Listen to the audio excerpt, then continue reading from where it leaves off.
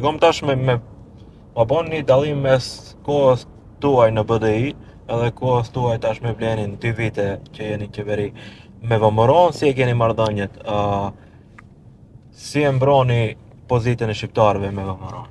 Kështu dhe më thonë, kur bëjmë krahasime, nëse bëjmë krahasimin e BDI-s me VMRO-n, qeverisën dikun 10 vjeçare të Nikola Gruevskit, është dallimi i madh, si dita me natën. Dhe më thonë, atëherë ke pas moratorium të çështjes shqiptare, atëherë ka qenë projekti kryesor Shkupi 2014 që ka pretendu për të ndryshuar historinë e këtij vendi, për të paraqit Maqedonët jo slav, po të paraqit Maqedonët antik.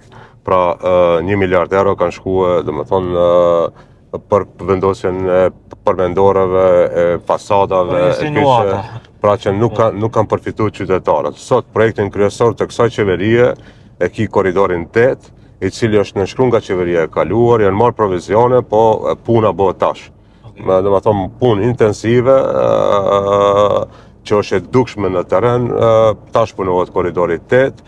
Pra atëherë projekti kryesor ka qenë Shkupi 2014, sot e ki projektin e ki korridorin 8, e ki Universitetin Nën Tereza, e ki sheshin Skënderbej fazën e 3, e ki rrugën Shkup-Bllast, të cilët po bën përpjekjet e fundit